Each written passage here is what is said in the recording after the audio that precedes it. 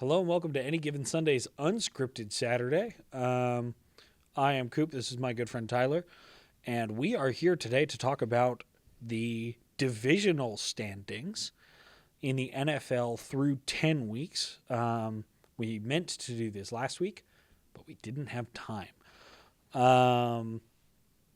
I think let's just jump into it. I've got AFC and NFC all lined up on the document in front of us. Including what the number to win the division is, if there's a key win that they have to log in that time period, and who the head-to-head tiebreakers are for each team. Starting with the AFC East, the Patriots in the lead in the division. Their number to win the division is 6. It would go a long way if they swept Buffalo in that process. They already beat them earlier in the year. In Buffalo, if they beat them again in New England, it would go a long, long way to securing the Patriots back at the top of the AFC East. And as I mentioned, the Patriots currently have head-to-head over Buffalo. I mean, yeah, like you said, 6 wins for the Patriots locks the division for them. But if they can get that head-to-head against Buffalo, it separates them by 3 games, and also giving New England the tiebreaker, that drops their number down to 5. 4 because it's a 2-game swing. Yeah. And that's huge for the Patriots. The Patriots look like the favorites for the AFC East right now. They are my prediction to be the division winner. I believe they are your prediction to be the division winner as well. But I actually have Buffalo coming back in this one. I think that New England is a very young team. They will be very good in the future. Buffalo's got the experience, and I think when it comes down to it in the back half of this season, they'll get back at the Patriots when they rematch in New England, and they'll go even in the division. And at that point, I think the Patriots drop a game or two in weeks that the Bills win going forward. But it would be very exciting to have New England win. I forgot to mention this in the main pod because we didn't talk about the Thursday night game, but New England in their rivalry jerseys, their nor'easter jerseys this week against the Jets. I wish it could come against a better opponent, but this is the world we live in. I have Buffalo claiming the AFC East late. I think that's probably a Week 17 or Week 18 decision. yeah, and for Buffalo to win the division, the scenario that they've got to have, they got to win out. And 2 games that they absolutely have to have in terms of seeding need to be against Baltimore and need to be against Kansas City if they are not to win the division.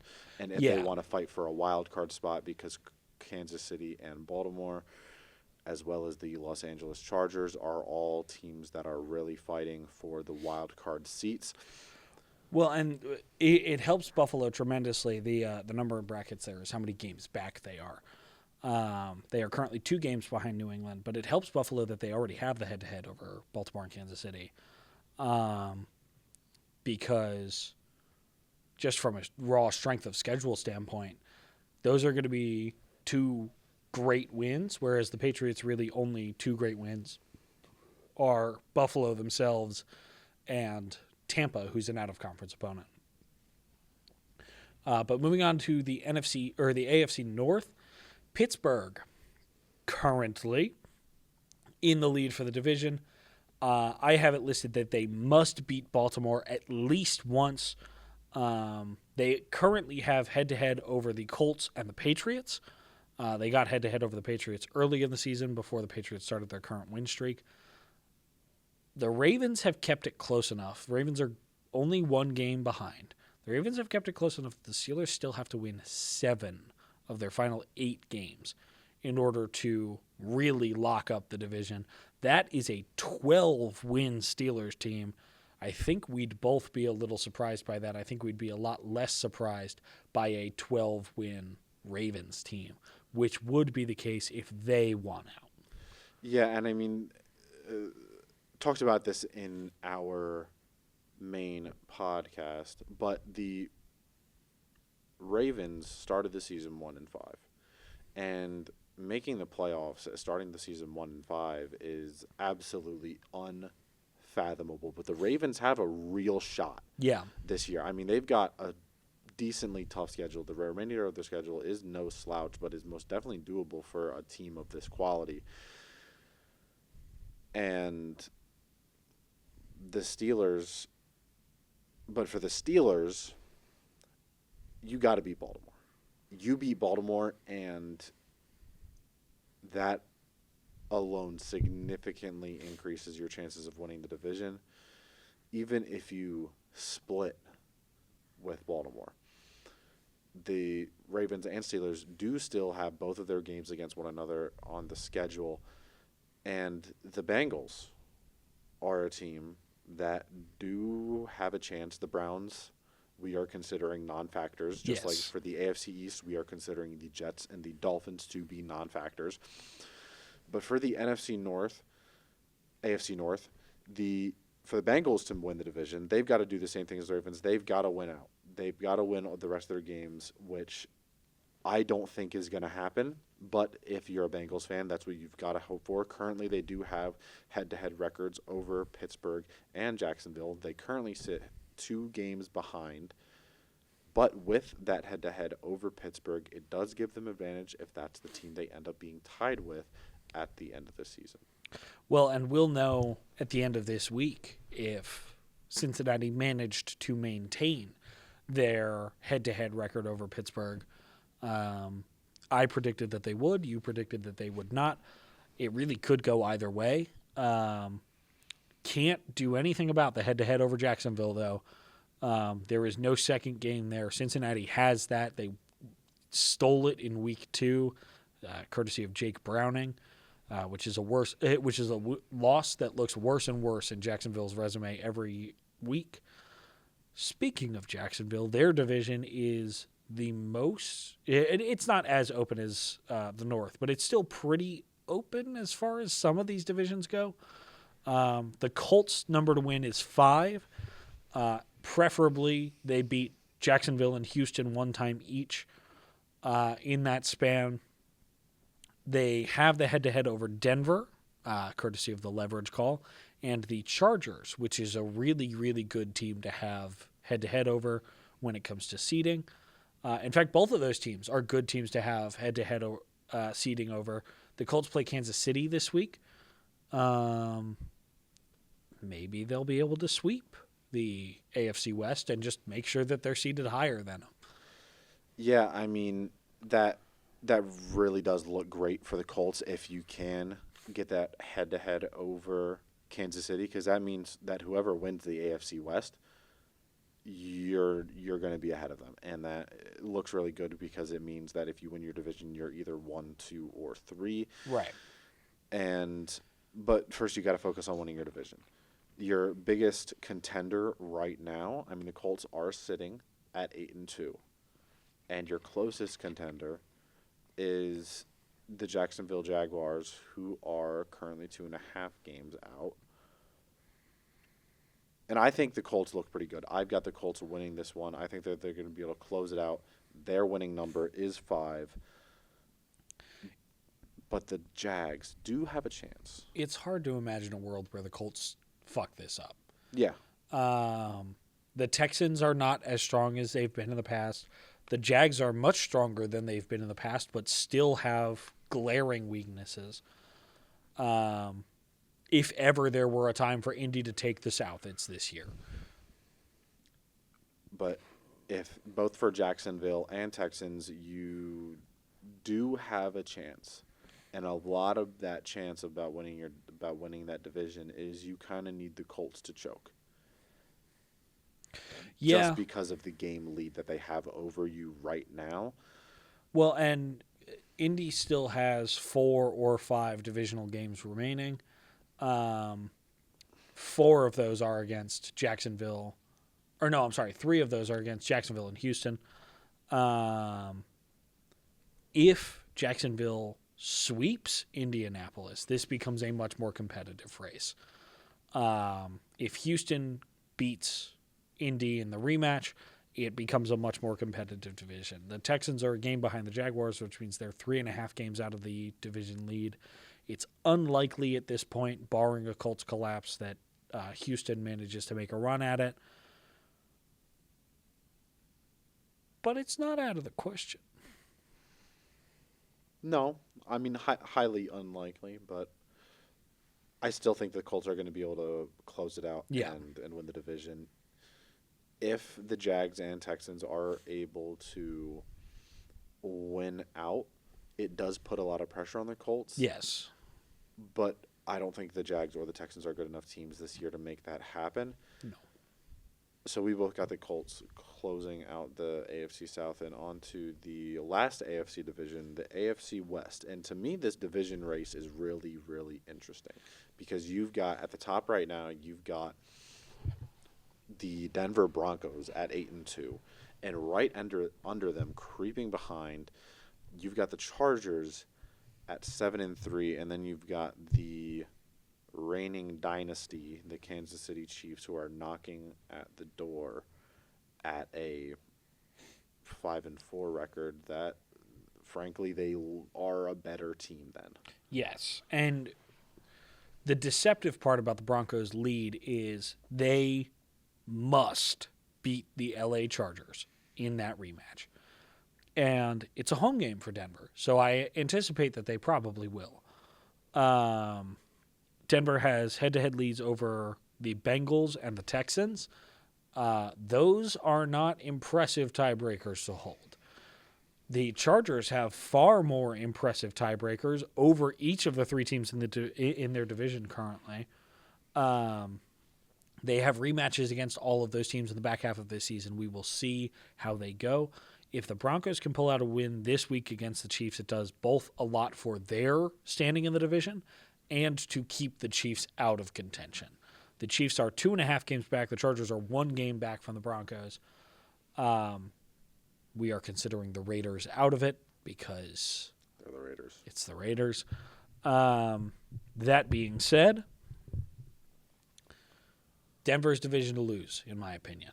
Yeah, I completely agree. I mean, in the unlikely scenario that the Chargers are able to get a lead on them, the Chargers are the biggest contender, but if the Broncos can win their next 2 games, it really, really makes it difficult for them to lose the division. The Chiefs, however, do have the head-to-head over the Ravens, which does not have any divisional influence, but does have a very large impact on the wild card race. Yes. Both of these teams are hoping to get division titles, but it's not looking terribly likely that either of them will. And both of them are fighting for wild card spots. So Kansas City having that tiebreaker over Baltimore does make a huge difference there. Well, and importantly, teams that have tiebreakers over the Chiefs include Jacksonville and Buffalo, both of whom are currently wild card teams. In fact, all 3 of the current wild card teams in the AFC have tiebreaker over Kansas City once you toss the Chargers in there. And that is a tough spot to be in. I don't think the Chiefs will have any problems getting a better record than the Jaguars. They're going to have more trouble getting a better record than the Chargers and the Bills.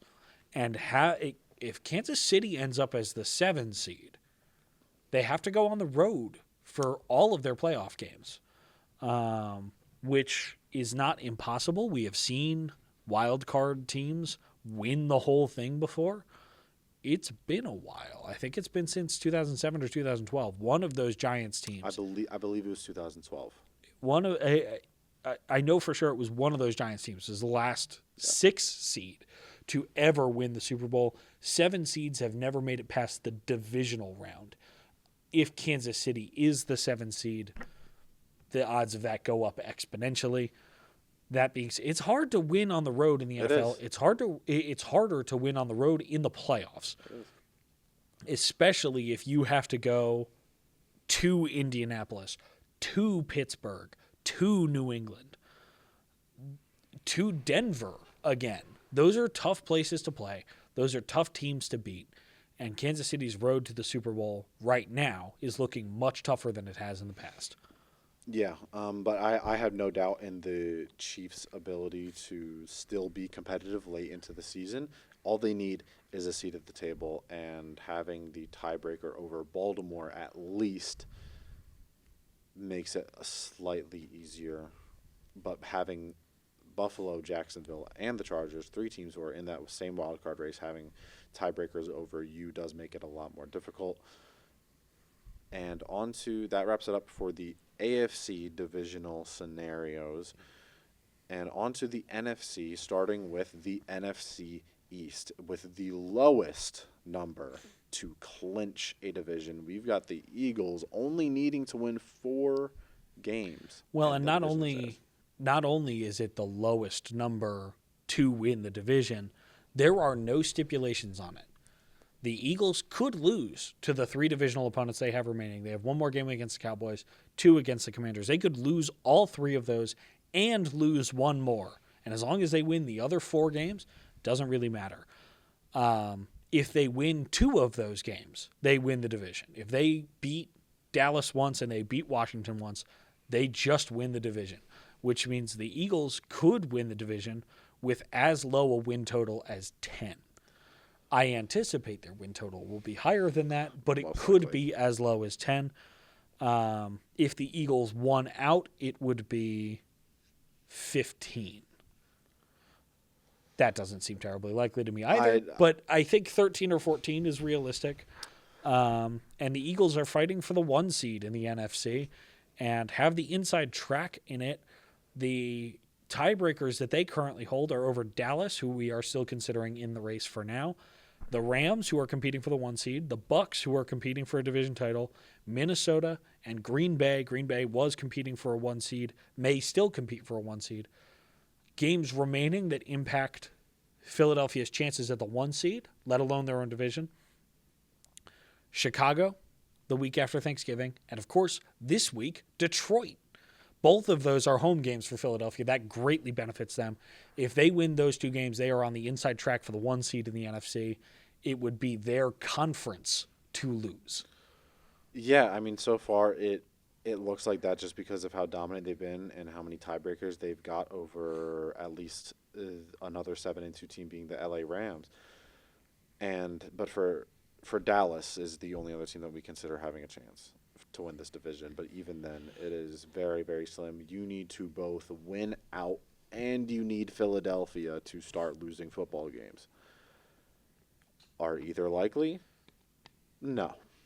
So right now we are considering Dallas in the race, but I can't imagine that status will even stay there, probably not even after this week. Well, and earlier today I had the Commanders in this document, and when I was calculating how many games back they were, I figured out that it was higher than the number of games the Eagles needed to win to win the division. I took them out of the document as a result. They are 4.5 games back. And with that being said, the most wide open division in the NFL. The only division where it's still anybody's division. And there are likelies and unlikelies. The Lions, of course, currently in charge of the North. Their number to win the division is 7, including a win over Chicago. They have head-to-head over Chicago for now. They beat them badly in week 2. They have head-to-head over Tampa Bay, which will help with divisional seeding. And the if Lions, not divisional seeding, wild card. And if race. not divisional, then wild card. Behind them are the Chicago Bears, who need to win out. They are currently 0 games back. They are tied for the division lead, but they don't have tiebreaker. They do have tiebreaker over Dallas. I feel very similarly to that tiebreaker as I do the Broncos. It's not an impressive tiebreaker to hold, but it is the one that they hold currently. They need to win out in order to win the division as of now, but they need to beat the Lions for sure. They need to at least beat Green Bay once, and they probably need to win the rematch against Minnesota to even have a chance. And I will let you take the rest of the division. I mean, just predicting this division is an absolute mystery right now. I mean, the gap between the top and the bottom of the division right now is 2 games, which is extraordinarily thin. And The gap between the top and the bottom is less than the gap between number 1 and number 2 in the NFC East. And I'll start with saying that the Minnesota Vikings, a team that had 13 wins last year, you guys are sitting at the bottom right now. And but the advantage that you have right now is that nobody else in your division currently has a head-to-head over you. So for you to win the division, for the Vikings to win the division, they've got to beat their divisional opponents. If they've got either head-to-head dominance or splits against their divisional opponents, that gives them a massive advantage on not just winning the division, but being the best wild card candidate of the 4 teams. Well, and they are 2 games back. If they finish the sweep over Detroit, they finish the sweep over Chicago, and they beat Green Bay at least 1 of 2 times, those 3 wins almost certainly close that gap. I mean, each win over a divisional opponent that is ranked above them obviously closes the gap with that opponent. But it just furthers the likelihood that they manage to make it back into this division after all. I expect Detroit to take this division. I expect Chicago to keep it competitive, but ultimately falter when it matters. I expect the Packers to be the most dangerous wild card team in this division. Yeah, I agree. I think the Lions are going to be the team that ends up maintaining their lead and pulling out the division title. I think that the Bears are probably going to be sitting either as the 7th seed or just outside the wild card window, and I think the Packers are probably going to end up finishing 2nd in this division, and I think the Vikings are just going to be tapping on the glass of the playoffs, even though all of these teams could very well win a division if they were in a weaker one. And with that, onto a division that is much less interesting is the NFC South. And we all expected the Buccaneers to be here. They are here. They've got the current division lead. But I think the Falcons were the team that a lot of others expected to be in that kind of 2nd spot. But surprisingly, the Panthers are the 2nd best team that have a chance at winning this division. Well, and Carolina has had a much better season this year than they have in years past. It's Tampa's division to lose. They need to win 6 of their final 8, and they have to beat Carolina at least once in that span. I expect them to do that. I expect them to sweep Carolina, and I expect them to handle the Falcons and the Saints when they come to town. And those are 4 wins right there of the 6 they need, and those 4 wins probably close out the division. We can move on to our final division. And the second most interesting we've talked about so far. Yeah, because this is the first division that sees 2 teams with the same number to win that haven't played each other yet, so they must sweep each other or at least beat each other in order to have a chance to win the division. Seahawks and Rams 7-2. 49ers 6-3. 6-4. 6-4 sounds right. They're a game and a half behind, so it would be 6-4. Yeah, right now, the Rams and Seahawks, if either of those teams win 6 games, they clinch. That's including a sweep. That is. I thought that is including a sweep or a split. That's including a sweep, not a split. If they, I don't know what the number to split is. Because then it comes down to divisional tiebreakers. Yeah, which under the case that the team that gets 6 wins but is also the team that gets swept, which is an unlikely scenario, but it very much so could happen. I believe it would be the team with 6 wins because they would have the 4-2 divisional record. If it's Seattle, if it's LA, their record would be 3-3 because of their 1 loss to San Francisco. Yes, that sounds right. So if you are the Seahawks, you've got to at least sweep with LA.